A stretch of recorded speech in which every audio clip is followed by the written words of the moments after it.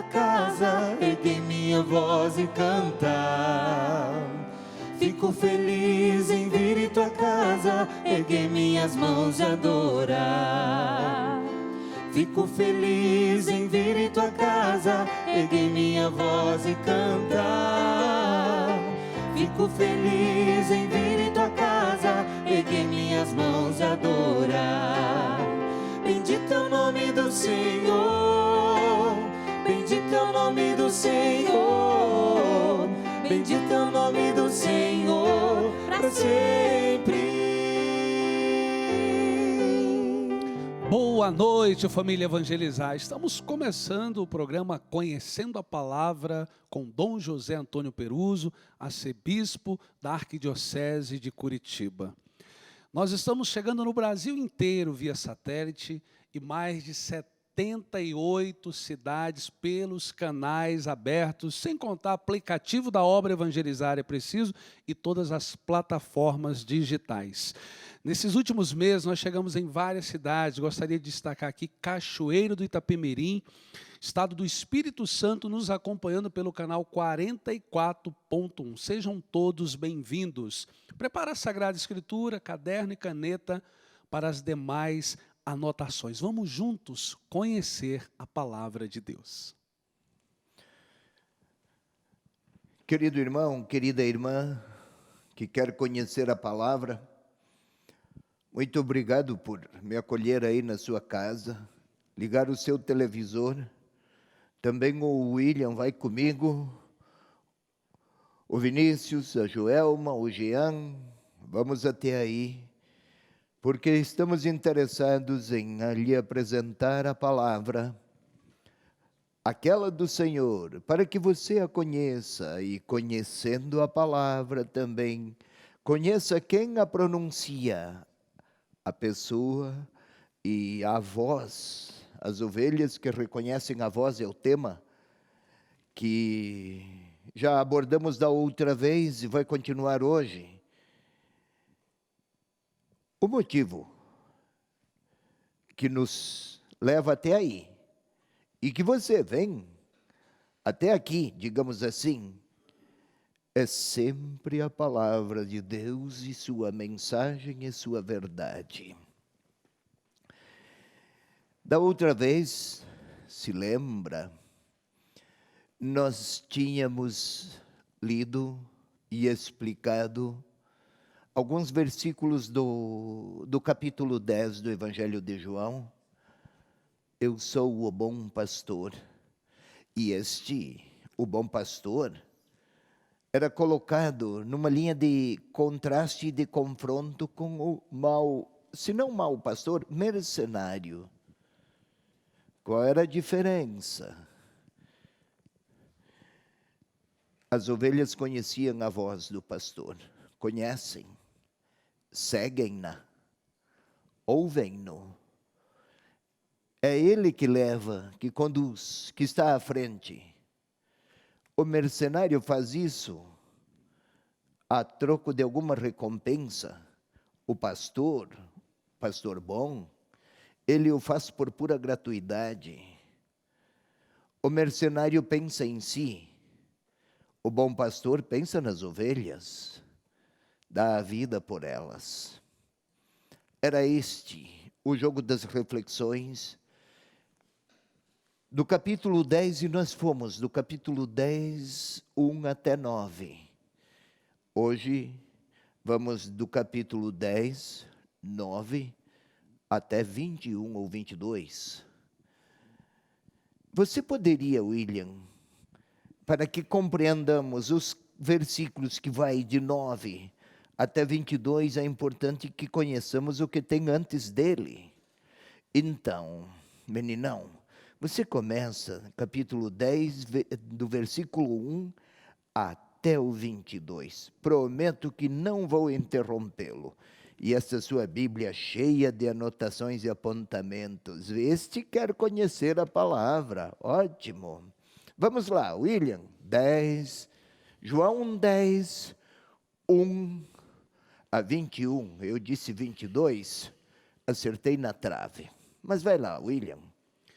em verdade vos digo, quem não entra pela porta no redil das ovelhas, mas sobe por outro lugar, é ladrão e assaltante. O que entra pela porta é o pastor das ovelhas. A este, o porteiro abre, as ovelhas ouvem a sua voz, e ele chama suas ovelhas uma por uma, e as conduz para fora. Tendo feito sair todas as que são suas, caminha à frente delas, e as ovelhas o seguem, pois conhecem a sua voz. Elas não seguirão o estranho, mas fugirão dele, porque não conhecem a voz dos estranhos. Jesus lhes apresentou essa parábola. Eles, porém, não entenderam o sentido do que lhes dizia. Disse-lhes novamente Jesus: em verdade vos digo, eu sou a porta das ovelhas. Todos que vieram antes de mim são ladrões e assaltantes, mas as ovelhas não os ouviram. Eu sou a porta, se alguém entrar por mim será salvo, entrará e sairá e encontrará pastagem. O ladrão vem só para roubar, matar e destruir. Eu vim para que tenham vida e a tenham em abundância. Eu sou o bom pastor dá a sua vida pelas suas ovelhas.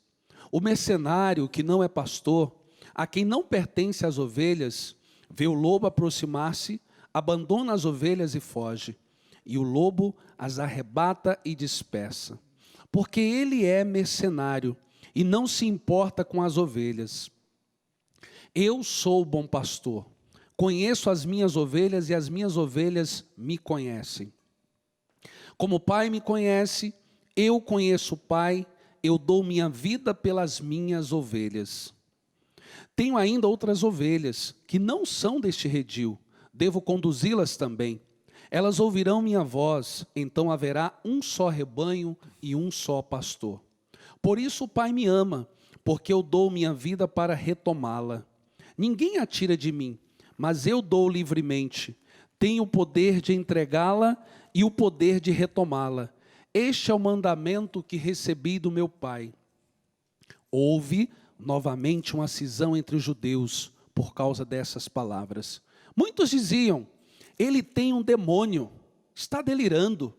Por que o escutais? Outros diziam: não são de demoniado essas palavras. Porventura, o demônio pode abrir os olhos de um cego? Este é a unidade, é a perícope, assim chamada perícope, que palavra? É uma unidade literária do Evangelho ou da Bíblia. Tem um título e alguns versículos, outro título, outros versículos, mais ou menos. Isto é perícope. Aqui é do capítulo 10, versículo 1 até 21. É uma grande perícope. Já quero recordar, nós fomos da outra vez até o versículo 9, mas precisamos contextualizar, como necessário sempre. Então vamos à contextualização, poderemos até ser um pouco mais velozes hoje, porque de algum modo é um tema já conhecido por você, telespectador, telespectadora, da outra vez. Foi isso apresentado, seremos um pouco mais céleres então. Veja aqui, querido telespectador, viu também da outra vez, o capítulo 10 retoma, de certo modo, uma série de questões abordadas no capítulo 9. Entre esses dois capítulos, há uma espécie de relação de continuidade e de descontinuidade. Pois bem, vejamos alguns elementos de continuidade. William, você pode ler capítulo 9, versículos 40. Alguns fariseus que se achavam com ele, ouviram isso e lhe disseram: acaso também nós somos cegos? Versículo 41, respondeu-lhe Jesus: se fosseis cegos, não teríeis pecado, mas dizeis, nós vemos, vosso pecado permanece. Segue, 10 agora. Em verdade vos digo, quem não entra pela porta do redil das ovelhas... Ótimo. Telespectador, observe. 9:41. Pode ler, William. Respondeu-lhe Jesus, se fosseis cegos, não teríeis pecado. Mas dizeis, nós vemos, vosso pecado permanece. 10:1. Em verdade vos digo. Ótimo. Telespectador, observe. Não existe nenhuma interposição entre o discurso de Jesus, no versículo 41 do capítulo 9. Se fosseis cegos, vosso pecado não seria tão grande. Mas vedes, portanto, vossa responsabilidade é maior. Em verdade, agora já estamos no 10. Parece que não existe nenhum motivo de interrupção, pelo menos literariamente, não. Está aí o capítulo 10 colocado, mas no texto escrito pelo evangelista não estava colocado o capítulo 10. Isso foi uma obra bem posterior, ou seja, há uma continuidade espontânea entre um e outro, o capítulo 9 e o capítulo 10, pelo menos sob o aspecto literário. Mas outra questão que há de continuidade, a nova tela vai ajudar, qual é? Há elementos de continuidade pelo mesmo orador, também a outra tela ainda pode seguir.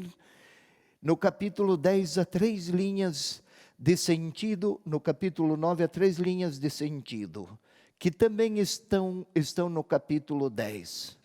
Várias vezes no capítulo 10 fala da identidade de Jesus, como no capítulo 9.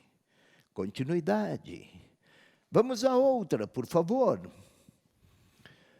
Ainda no capítulo 10, há 3 linhas de sentido presentes no capítulo 9. Agora é letra B, no outro era A. A reflexão sobre a identidade. Se antes se falava da identidade, agora é uma espécie de reflexão que desenvolve, não é simplesmente é A ou é B. É também o bom pastor, é também aquele que dá a vida pelas ovelhas, é também a porta, por ele as ovelhas entram e saem. Há um elemento identificador e uma especificação desta identidade, dá a vida, por exemplo. Também reflexões assim no capítulo 9, eu sou a luz. No capítulo 10, eu sou o bom pastor. Outras continuidades ainda, vamos lá, por favor. Agora é a letra C. Reaparece aqui a condição sofrida do discípulo que crê, e por isso mesmo se depara com abandono e dispersão. Isto é, no capítulo 9, era o cego de nascença. Ele creu. Por isso enfrentou hostilidades. Algo da mesma índole se encontramos aqui. Quem crê em Jesus se depara com a adversidade de quem se faz seu inimigo. O debate se acentua. Aliás, 7, 8, 9, 10, a cada capítulo há um novo acento e uma nova intensidade no contraste de Jesus com aqueles que se apresentam como seus adversários. Vai terminar no vértice, no ponto mais elevado, lá na cruz. É como se houvesse uma sequência concatenada de passos até chegar à cruz, que poderíamos dizer o ponto mais elevado da conflitividade, mas na teologia do evangelista, o ponto alto de toda a exaltação. Lá, para a lógica humana, foi uma derrota de Jesus. para os critérios de Deus, foi a entrega solene e sublime de quem ama até o extremo. Tudo isso para contextualizar o capítulo 10. Vamos ainda a mais uma. Agora, elementos de descontinuidade. Embora entre 9h41 e 10h01, fim do capítulo 9, início do capítulo 10, pelo menos do ponto de vista de redação, está em continuidade redacional, não se pode negar, há uma ruptura temática entre aqui e o que começa aqui. É uma transição abrupta. Também o gênero literário passa a ter algumas outras características que, por agora, não nos interessam propriamente. Vamos mais agora. Agora nós já podemos começar a estudar os versículos. Da outra vez fomos até o versículo 9. Hoje vamos retomar o 9, para que então sim possamos entrar na temática específica deste dia, que daí é o versículo 10, 11 até 21. Por favor, William, queira ler 10, 9. Eu sou a porta. Se alguém entrar por mim, será salvo. Entrará e sairá e encontrará pastagem. Eu sou a porta. Se alguém entrar por mim, será salvo. William, você pode retomar o versículo 7? Isso nos ajuda, por favor. Disse-lhes novamente Jesus: em verdade vos digo, eu sou a porta das ovelhas. Versículo 7, eu sou a porta. 9, eu sou a porta. Se alguém entrar por mim, será salvo. Olhe, ei, telespectador, é próprio de João. Eu sou a porta, é próprio do quarto evangelho, melhor.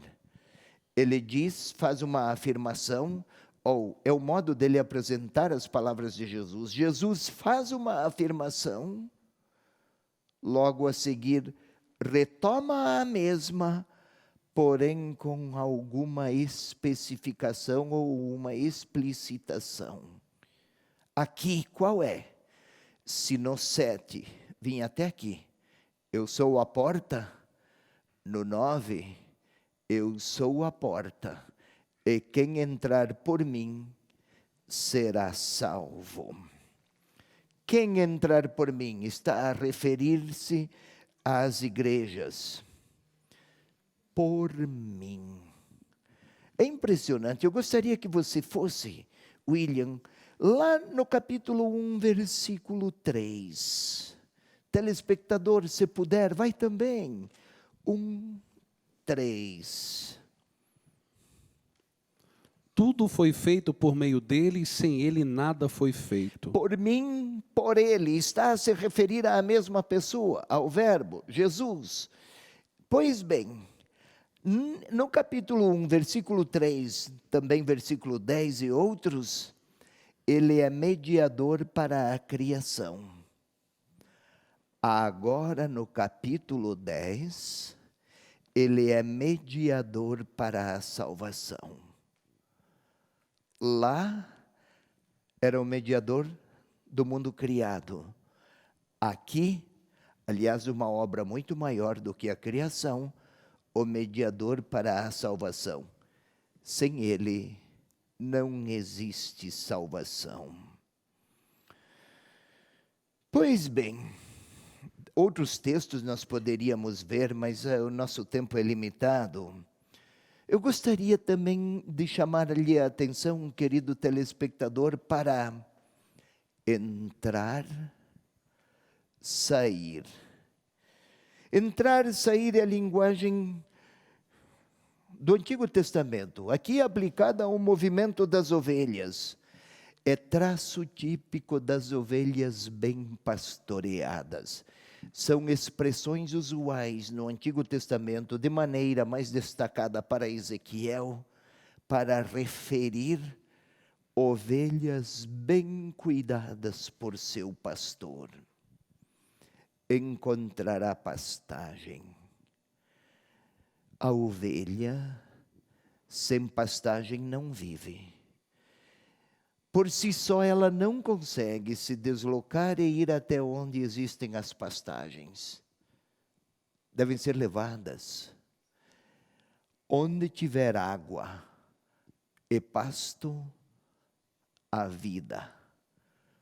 Por ele, a ovelha encontra a vida. E isto é a linguagem metafórica para falar de alguém que está sob a proteção de Deus. No caso, Jesus é o bom pastor que, em nome de Deus, cuida das ovelhas que ele, Deus Pai, não quer perder. Ele as tem como preciosas aos seus olhos. Viemos até aqui da outra vez? Vamos ao seguinte. Este versículo não vimos da outra vez. Você pode, William, ir a ele? O ladrão vem só para roubar, matar e destruir. Eu vim para que tenham vida e a tenham em abundância. Aqui temos como que duas linhas antitéticas. O que é isto? William, ponha-se lá, por favor. E venha caminhando na minha direção. O William vem e eu vou para lá. Estamos caminhando em direções antitéticas. Antíteses. Voltemos. Telespectador, algo assim aconteceu aqui no modo do evangelista escrever. Numa direção, o ladrão vem só para roubar, matar, destruir. Eu, para que tenham vida e a tenham em abundância. As duas antíteses, falemos assim. Lá no templo também, Jesus, quando lá estivera, no capítulo 3, versículo 16, você pode ir lá, por favor, William, pode ler capítulo 3, versículo 16? Sim. João 3,16. Pois Deus amou tanto o mundo que entregou o seu Filho único para que todo o que nele crer não pereça, mas tenha a vida eterna. 3,16. Isso. Será que não errei? No capítulo 2,16, por favor. Eu devo ter errado. 2,16. E disse aos que vendiam pombas, tirai tudo isso daqui.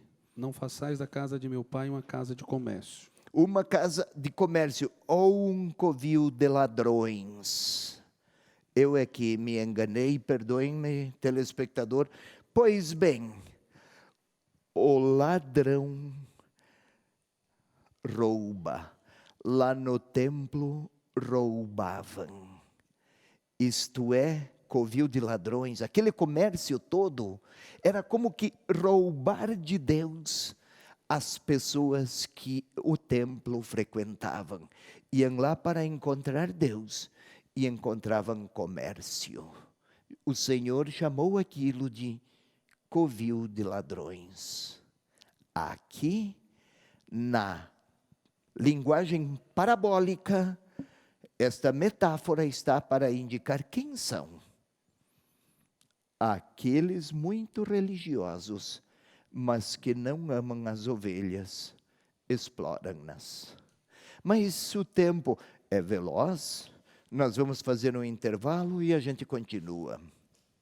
Quero lembrar você, telespectador, nós estamos com a campanha de expansão da rede Evangelizar de Comunicação. Você escuta nós falando aqui continuamente das cidades que receberam aí um novo canal, as RTVs, falei de Cachoeira e Itapemirim, canal 44.1, mas podia falar aqui de Palmas, Tocantins, Belém do Pará, Cascavel, e tudo isso é graças à sua generosidade. Então faça a sua contribuição extra e nos ajude a levar a palavra de Deus a tantos lares. Vamos para o intervalo cantando. Palavra de salvação. Somente o céu tem pra dar. Por isso meu coração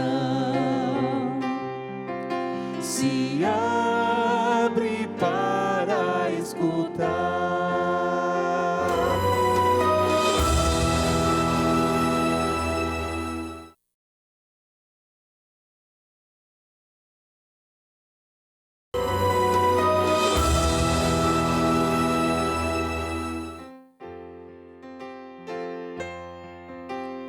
Por mais difícil que seja seguir tua palavra, queremos ouvir. Por mais difícil de se praticar tua palavra, queremos guardar. Já estamos de volta, segundo bloco do programa Conhecendo a Palavra com Dom José Antônio Peruso. A Maria, ela disse: olá, muito obrigado por vocês sempre estar com a gente. Eu sou do sul do Brasil, Santa Rosa do Sul, Santa Catarina. A Sandra nos acompanhando de Búzios, Rio de Janeiro. A Marilene, Recife, Pernambuco. Ela diz que faz parte da obra Evangelizar, com muito orgulho. A Vânia Diniz nos acompanhando da Angola e pedindo orações. Poxa, fomos até Angola, William? Até Angola, Vânia Diniz. Angola, nos Estados Unidos, em alguns... Claro, a tecnologia, a internet faz destes prodígios. Que bom, vamos até Angola também. Aquele povo é muito religioso. Eu tive a feliz ventura de passar por lá. Mas é comovente ver tamanha fé entre aquela gente tão simples, com tantas esperanças. Aliás, William, é impressionante como as pessoas que experimentam a fraqueza também, por poucos motivos, se alegram muito e sorriem com uma facilidade impressionante. Parece que experimentar a fragilidade também aprofunda a percepção da nossa própria sabedoria e também conferir sentido às pequenas coisas. Isso é possível lá onde a vida exige muito e muito amor quase sempre. Querido irmão, querida irmã, vejamos aqui, vamos voltar. Tínhamos terminado aqui no versículo 10, antes do intervalo tínhamos vindo até aqui. É interessante, eu lhe falei, o William lembra também você, destas proposições, destas linhas antitéticas. O ladrão vem para roubar, matar. Eu vim para que tenham vida. Contraposição. O ladrão vem. Eu vim. Ele já está presente. Vida abundante. Já falei, o quarto evangelho tem uma espécie de, vamos falar assim, aspiral. Um tema vem, reaparece depois, já num outro patamar, reapresenta-se mais tarde e assim vai, numa espécie de subida até chegar ao ápice. Observemos aqui. Você pode ler, William, em 3,15? Vamos observar o tema da vida. Tenham vida em abundância. 3,15. 3,15. João, A fim de que todo aquele que crer tenha nele vida eterna. Na realidade, Jesus que está a conversar com Nicodemos, e o Filho do Homem, Deus não enviou o seu Filho para condenar o mundo, mas para salvar o mundo, a fim de que todo aquele que nele crer tenha a vida do eterno. eu falei dessa linearidade espiral. Aqui, a vida eterna é também tenham a vida do eterno em abundância. Se lá era ter a vida do eterno, agora é ter a vida do eterno com alguma coisa, um referencial a mais, em abundância. Quase que cada frase no quarto evangelho é retomada de alguma menção anterior, como é o caso aqui da vida e vida em abundância. Um pouquinho mais, a outra tela, agora é o versículo 11. Você está pronto, William? Sim. E assim, então força, menino. Eu sou o bom pastor. O bom pastor dá a sua vida pelas suas ovelhas. Eu sou. Eu falei da identidade de Jesus há pouco. Eu sou a luz lá no capítulo 9. Agora eu sou o bom pastor. Eu sou. Faz recordar aqui, telespectador, se você lembra, o livro do Êxodo. Deus que se revelava a Moisés. Que direi? Quem és tu? Que explicarei para os meus interlocutores lá no Egito? Vão me perguntar. Eu sou quem sou. Parece enigmática esta frase. É que na construção e na fraseologia, no linguajar do tempo do escrito, eu sou aquele que sou, está a apontar. Eu sou aquele que você vai conhecer na medida em que estiver em comunhão comigo. Aqui também. Eu sou o bom pastor. Mas depois vai dizer, eu sou a luz, já disse. Lá no capítulo 6, eu sou o pão, eu sou a vida, eu sou a ressurreição, eu sou o caminho, eu sou a verdade. São todas formas distintas para afirmar aquele mesmo princípio. No Antigo Testamento, quem seguir a voz de eu sou, conhecerá a liberdade. Agora, quem seguir a voz de quem eu sou, pastor, luz, vida, tudo isso vai seguindo-o, conhecer e chegar à plenitude. Mas eu sou o bom pastor.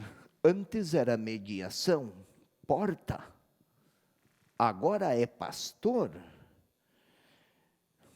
É que em João, tanto os meios de salvação, ou no quarto evangelho, digamos melhor, no quarto evangelho, tanto os meios de salvação, quanto os fins se identificam na mesma pessoa.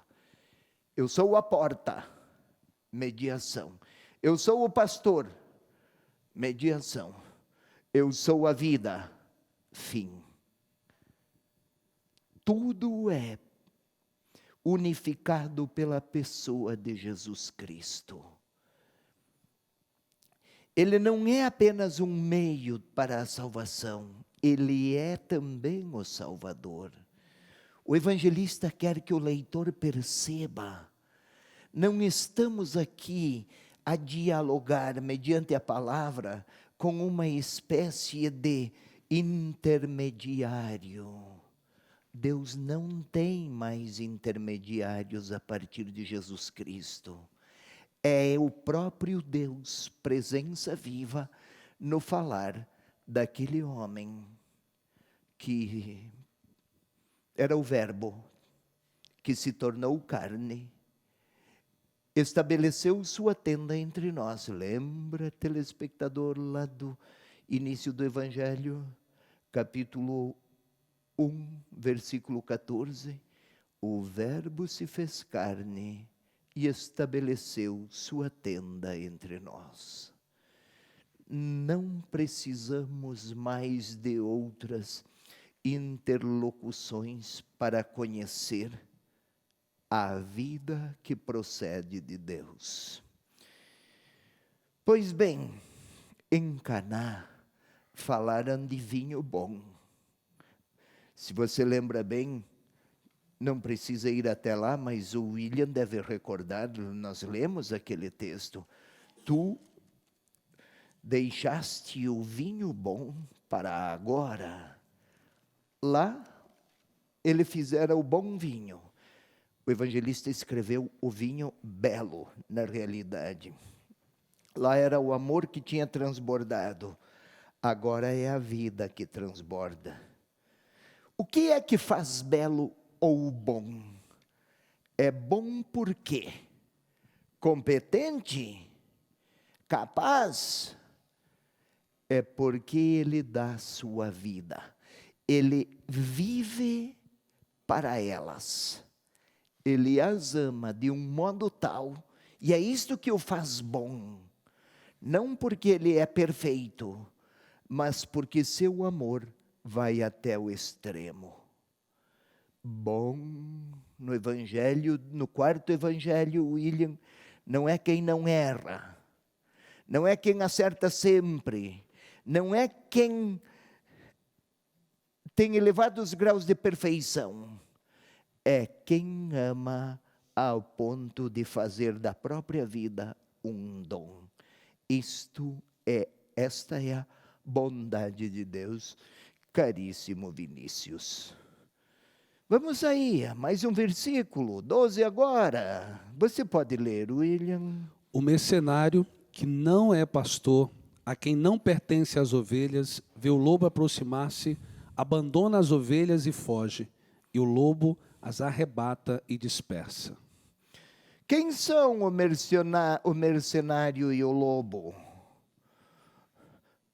O mercenário que não é pastor, a quem não pertencem as ovelhas. Bem, mercenário é aquele que, ao olhar para as ovelhas, não lhes oferece a própria vida. É aquele que na sua relação com as ovelhas pensa em si. O centro é ele mesmo. O pastor, a diferença entre mercenário é isto. O pastor pensa em si, é mercenário, mercado. As ovelhas, não tem com as ovelhas relações de reciprocidade. Quem é o lobo? O lobo é quem dispersa, arrebata, dispersa. Quem cria divisões e dispersões nas ovelhas do Senhor Jesus, este tem vestes de lobo. Naquela época, o lobo era o símbolo do animal violento. Mas não só com violência física se cria dispersão. Com palavras, com falta de amor, com exploração da pessoa, com interesses particulares, com divisões suscitadas, com falsas verdades. É o caráter lupino. E aqui, o mercenário é quem tem os olhos voltados para si e para suas atenções. Você poderia ir, William, ao capítulo 22 de Ezequiel, por favor. Ezequiel, capítulo 22, 27. Eu nem tinha dito a ele, telespectador, que precisaríamos desse texto, então ele terá que procurar agora. Achei. E já encontrou, porque ele tem grandes familiaridades com a Bíblia. Aliás, telespectador, vim aqui para a televisão dias atrás, saí de casa com pressa e esqueci a minha. Servi-me da dele, mas é rica de anotações. Este menino tem carinho pela palavra. Ótimo. O que temos lá no capítulo 22 de Ezequiel, versículo 27, William? Os chefes, no meio dela, são como lobos que despedaçam a presa, derramando sangue e destruindo vidas, a fim de obterem lucro. O profeta faz uma crítica aos falsos pastores do tempo e refere-se com este pensamento aos chefes religiosos. A reflexão vale para nós todos que temos alguma responsabilidade pastoral. Não é preciso ser bispo ou ser padre. Talvez um líder da comunidade, pastoral do dízimo, pastoral catequética, pastoral familiar. Somos fiéis na medida em que nossos gestos e palavras promoverem e sustentarem a unidade e não a dispersão. Poderíamos pronunciar as mais beatas frases se formos agentes da dispersão e da ruptura, da falta de amor e de fraternidade, seríamos como que lobos. O que diferencia o bom pastor do mercenário? Aqui, não é pastor, vê o lobo, foge. O bom pastor dá a vida, o mercenário não oferece nada. Eis aqui a diferença. Vamos ao versículo seguinte, por favor. Que o tempo foge, o tempo anda. Porque ele é mercenário e não se importa com as ovelhas. Aqui está o versículo. Já fiz a pergunta antes. O que é que diferencia o bom pastor? O mercenário não se importa. O verbo grego usado aqui tem uma nuance de encanto. Não é só por interesse de qualquer conveniência, ou profissional, ou competência, ou projeção, Há uma nuance de encanto. O mercenário não tem paixão, não se encanta com as ovelhas. E o bom pastor nutre paixões, encantos, afeições incondicionais pelas ovelhas. Temos alguns versículos a mais, William. Vamos à tela seguinte. Versículo 14. 14 e 15 aqui estão colocados juntos e o telespectador pode acompanhar aqui pela tela. Vai ser colocado em destaque a tela. Aí, o William pode ler, por favor. Eu sou o bom pastor. Conheço as minhas ovelhas e as minhas ovelhas me conhecem. Como o Pai me conhece, eu conheço o Pai. Eu dou minha vida pelas ovelhas. Não é que tenha muita coisa nova aqui.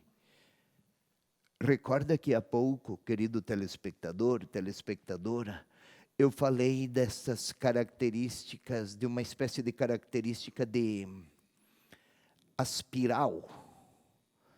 Como uma espiral. Gira, vai subindo, subindo, subindo. Voltemos aqui. Eu sou o bom pastor. Já no versículo 11. Leia o 11, por favor, William. Deixa eu voltar no 11 aqui. Isto. Eu sou o bom pastor. Isto. No versículo 11, eu sou o bom pastor. O bom pastor dá a vida pelas suas ovelhas. Um instante. Controle esse menino. Voltemos aqui. Eu sou o bom pastor. Como no versículo 11. Agora, a espiral retoma com um elemento que lá no 11 não tinha. Qual? Não havia, não estava presente. O conhecimento.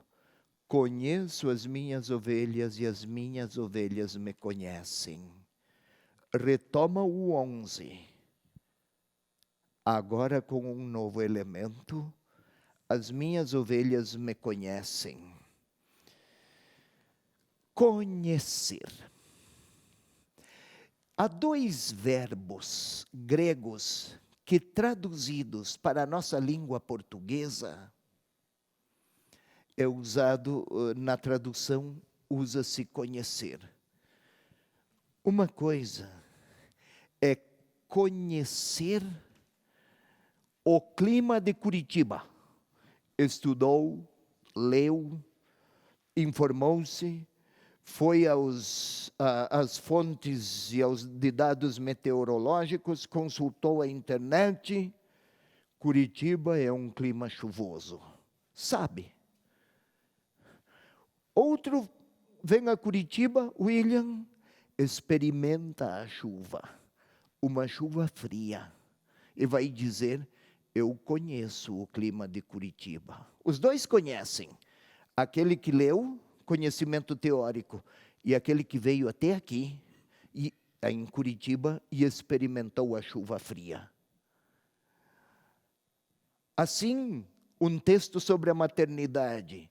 Alguém estudou e leu sobre a maternidade, conhecimento teórico, mas quando abraça o próprio filho, é outro conhecimento. De que conhecimento está a falar neste caso?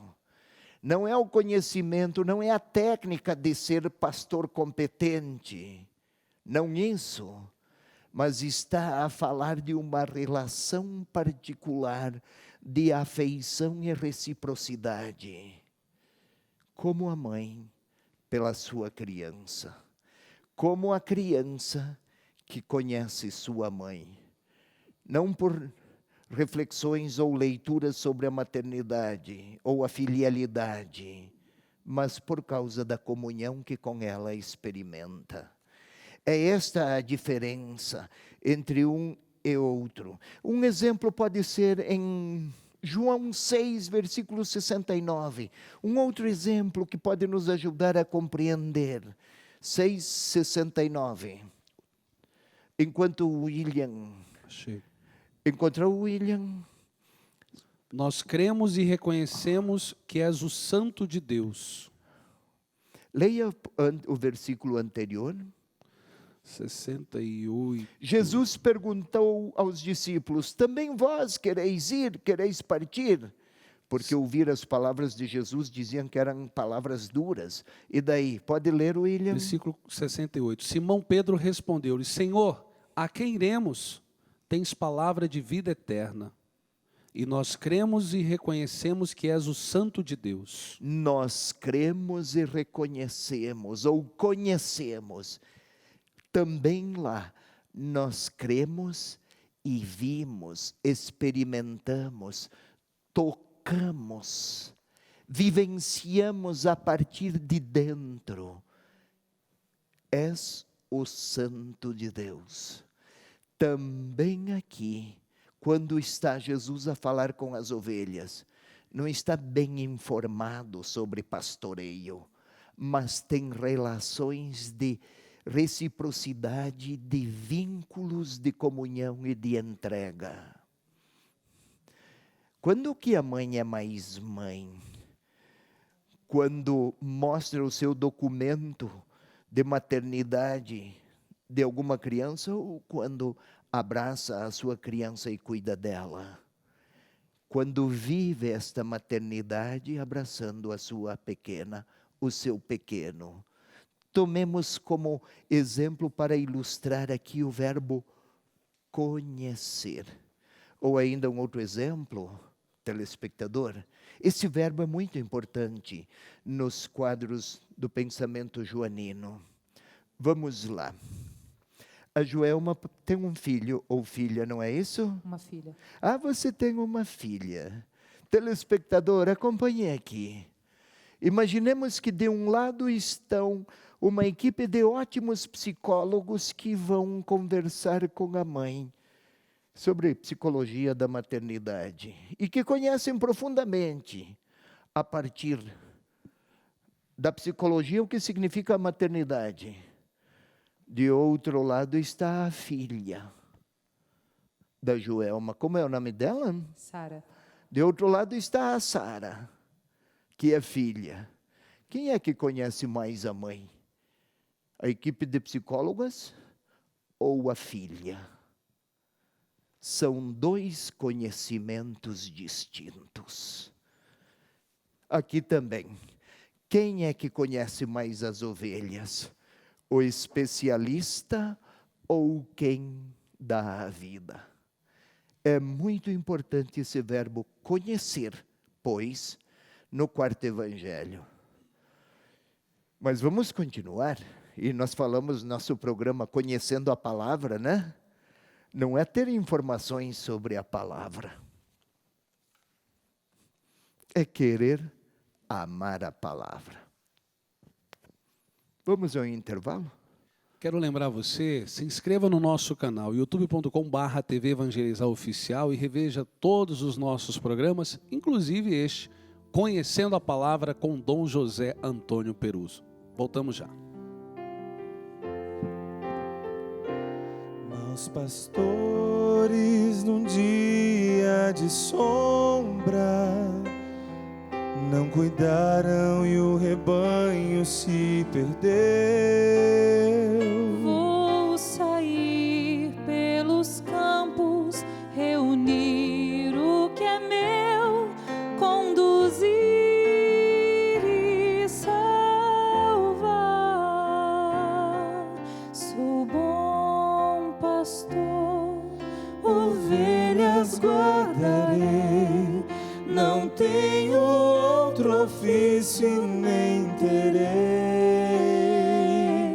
Quantas vidas eu tiver, eu lhes darei.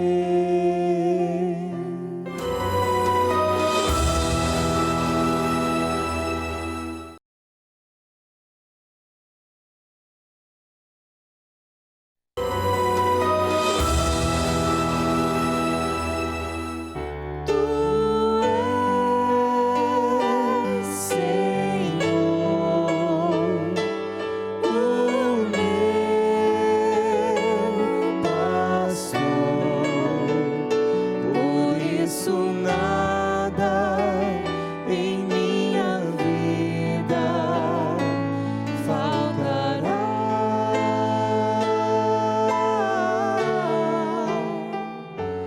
Tu és, Senhor, o meu pastor, por isso nada em minha vida faltará. Já estamos de volta para o terceiro e último bloco do programa Conhecendo a Palavra com Dom José Antônio Peruso. A nossa saudação para Zeneide, ela que está nos acompanhando de Fortaleza, no estado do Ceará. Temos aqui também o Tiago, de Ouro Branco, Minas Gerais. A Maria Nilza, de Patos de Minas, Minas Gerais. A Maria Rejane, nos acompanhando de Sergipe. Temos a Gilmara, de Vitória da Conquista, na Bahia. Elaine, também de Recife. Temos aqui também a Maria, nos acompanhando também do estado de Sergipe. Um grande abraço para todos vocês. Ótimo. Sigamos. Eu quero também, só o William manda um abraço, também eu, mas também a Joelma, também o Vinícius, também o Jean. Eles não falam, eles cantam e tocam, mas é fácil perceber quando fazem com o coração na ponta dos dedos. Tudo o que tocam, tocam com ternura. Quero agradecer a eles de novo por isso, porque fazem com esmero, com entrega, com afeição. É fácil ver. Muito obrigado, hein? William, também vocês. Como vocês têm encantos pela palavra. Telespectador, não estamos aqui para explicar a Bíblia apenas.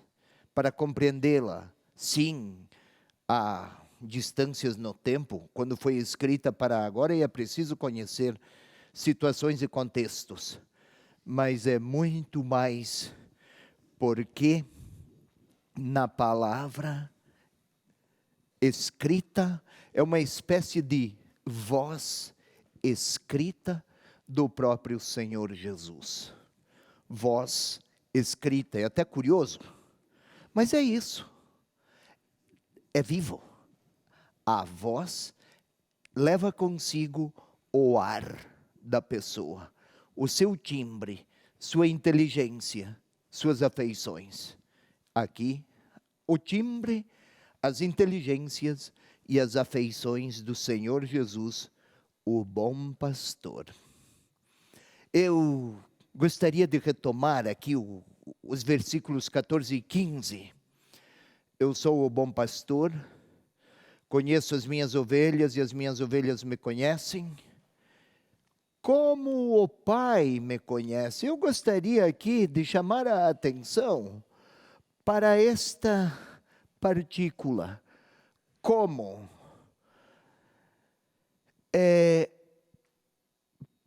Parece aos nossos ouvidos e na nossa língua uma partícula de caráter comparativo. Mas não é apenas comparação.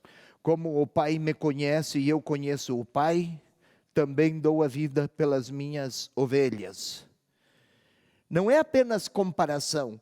Eu faço com as minhas ovelhas como o Pai faz comigo.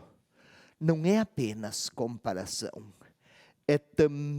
Tem um sentido também causal, que não aparece muito na nossa língua portuguesa, mas na língua grega. João, ou o evangelista, escreveu em língua grega. Na língua grega tem um sentido causal, isto é, eu dou a minha vida pelas minhas ovelhas, eu conheço as minhas ovelhas, porque experimento e conheço o Pai. É o amor do Pai pelo Filho, a grande causa do encanto de Jesus por suas ovelhas. Ele conhece e sente e experimenta em si o amor do Pai. Por isso ama as ovelhas. E o que tem isso para nós que lemos, que somos discípulos de Jesus, que queremos acolher esta voz escrita, falemos assim, como o Pai e o amor do Pai é causa, faz Jesus amar as ovelhas, faz o pastor amar as ovelhas. Também nós leitores, quem experimenta em si o amor de Jesus Cristo, será movido a amar o irmão. Ou seja, William, não se trata apenas de lermos aqui as ideias de Jesus, mas de deixarmos-nos influenciar, mover, inspirar. Ele ama as ovelhas porque experimenta em si o amor do Pai. No caso dos discípulos, amam os discípulos, ou o discípulo ama o irmão, porque experimenta em si o amor de Jesus Cristo. Para experimentar a paz e a fraternidade, para buscar a justiça, é preciso uma experiência verdadeira de encontro pessoal com Jesus. Novamente, não estamos aqui a perceber, buscar hermenêuticas que nos ajudem a compreender as ideias de Jesus. Também isso tem seu valor, claro. Mas o texto, o evangelista queria mais do que isso. Queria que, ao ler, percebesse o leitor que se Jesus ama as ovelhas, ele, bom pastor, ama as ovelhas, porque experimenta em si o amor do Pai, que o discípulo tenha um grande amor pelo irmão, se conhecer e experimentar em si o amor de Jesus, o pastor bom, aquele que tem palavras de vida do eterno, ou o verbo de Deus que se tornou pessoa humana e caminha conosco. Entendamos, senão estaríamos aqui quais curiosos a saber o que o evangelista pretendia. É muito mais do que as ideias, a experiência. Vamos um pouco mais, agora o versículo 16. Tenho ainda outras ovelhas que não são deste redil. devo conduzi-las também. Elas ouvirão minha voz, então haverá um só rebanho, um só pastor. Nossa, parece quase que mudou de assunto. Sou bom pastor, como o Pai me ama e me conhece, e eu conheço o Pai, assim também.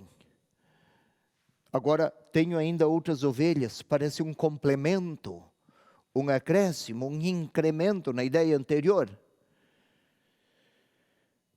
Eu gostaria de lhe chamar a atenção para algo que já foi explicado aqui. Você deve lembrar, William, se você fosse meu aluno, eu ia fazer uma prova com você e perguntar isto que eu vou explicar agora. Qual?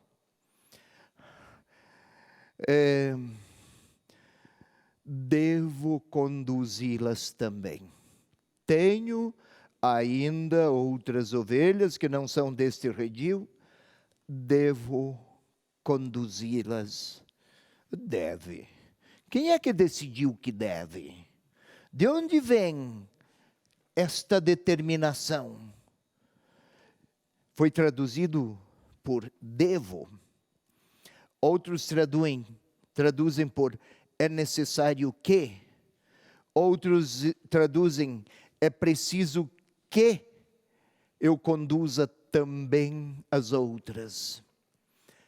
Este verbo aqui, devo, na língua em que foi usado, ou foi escrito originalmente, falei há pouco, o grego, o sujeito, afigura-se um sujeito indeterminado, mas está a apontar para uma realidade que se sobrepõe a qualquer lógica ou critério ou determinação humana. É uma determinação de uma força superior, a força divina. Se eu disser, vai chover hoje, você é capaz de impedir a chuva, William? Há uma realidade que se sobrepõe a qualquer autoridade sua. Teremos vento hoje, você é capaz de frear o vento? Tomemos como exemplo o uso desse verbo. É aqui, devo conduzi-las. É decisão de Deus que Ele conduza também as outras ovelhas de outros redis. Aqui é um indicativo para a universalidade da salvação, para a universalidade do pastoreio de Jesus. Digamos assim, está a apontar, agora que estamos no capítulo 10, para uma realidade que virá lá nos capítulos 20 e 21. Notemos aqui, telespectador, venha comigo. Devo conduzi-las também outras. Elas ouvirão a minha voz, como as ovelhas ouvem agora. Então haverá um só rebanho e um só pastor. Aqui é muito importante para o ecumenismo. De qualquer maneira, o que eu queria destacar, ouvirão, haverá. Esses verbos no futuro estão a apontar para quê e para quem? Para o que se realizará a partir do que vai acontecer lá na cruz. A morte e a ressurreição de Jesus serão a expressão extrema, totalizante e absoluta de quem dá a vida, de quem conduz todas as ovelhas, de quem quer fazer chegar a sua voz a todas as ovelhas de todos os redis, para que ele possa dar a vida e fazer transbordar de vida de Deus em todos os lugares e nações. Tem um caráter de universalidade. Promete agora a graça que se realizará na cruz e na ressurreição. Não esqueça, William, que a cruz e a ressurreição de Jesus não é simplesmente a ressurreição. um sujeito condenado injustamente, tornou-se um cadáver, e depois de 3 dias aquele cadáver está revitalizado. Não é um fato subjetivo, um fato extraordinário dentro do campo da biologia. Não, é o primogênito daqueles que ressuscitam. Ele ressuscitou por primeiro, mas com ele vão ressuscitar todos os outros. Devo conduzir para onde? Eu devo conduzir para a ressurreição e para a abundância de vida todos aqueles que ouvirem a voz do ressuscitado. Não esqueça, William, que eu falei há pouco daquele caráter, aquela característica de circularidade aspiral. Vai subindo, vai. A cada nova frase, uma nova indicação, até chegar ao ápice. Também aqui é um momento, no caso do tema da ressurreição, é um momento deste movimento de circularidade aspiral que vai seguindo, vai subindo até chegar ao ápice. É esse o modo do evangelista apresentar sua reflexão teológica. Entendeu, aluno? Sim. Entendeu a explicação do tio? Então, tá bom, olha aqui. Antigamente se ameaçava. Hoje os tempos são de afeição. Vamos um pouco mais, por favor. Versículo 17. Por isso o Pai me ama, porque dou minha vida para retomá-la. Por isso o Pai me ama. Bem, o que é isto? O que pretende aqui o evangelista? Não quer simplesmente uma espécie de uma gratuidade fortuita, uma gratuidade de quem obedece. Não. Dar a vida não é perdê-la, é partilhá-la. O Pai me ama por quê? Nas palavras de Jesus. Porque é Ele a expressão humana do que Deus pretende para todos. Ele pretende que todos tenham a vida. Jesus, ao entregar-se porque ama, não a perde. Ele entrega como dom. Ele retoma como, não é quem a perde, não é quem a recebe apenas por uma espécie de compensação que venha de um terceiro. Ele é também soberano sobre a vida e sobre a morte. Eu dou a vida para retomá-la. Não é a morte que o domina, é Ele que aceita até a morte e depois retoma a vida que a morte quisera lhe usurpar. Não existe realidade humana ou realidade histórica que seja tão poderosa sobre qualquer pessoa quanto a morte. Dela ninguém foge. Mas Ele, Verbo que se fez carne e se pôs entre nós, pôs-se a caminhar conosco, Ele é um dos nossos que tem até a morte sob sua autoridade. O evangelista inseriu esta frase que afigura-se, de certa forma, de pouca explicitude, mas quem acompanha o pensamento do evangelista versículo por versículo, vai perceber o sentido desta expressão: dou a minha vida, vive para quem ama, até mesmo diante da cruz e ante a cruz, até ante a morte, para retomá-la. A morte não tem poder de mantê-lo morto. Se Ele é maior do que a morte, é porque é soberano sobre a vida. Um pouquinho mais, vamos lá, William, versículo 18. Ninguém a tira de mim, mas eu a dou livremente. tenho poder de entregá-la e poder de retomá-la. Este é o mandamento que recebi do meu Pai. Então a morte do pastor bom, do bom pastor, não é um fato irreversível como a minha morte, como a sua, como a de todos nós que, antes ou depois, cada dia que passa mais a morte nos procura, não é, William? Eu lembro quando eu era garoto, eu até dizia a mim mesmo, nossa, como eu estou longe da morte. Não digo mais.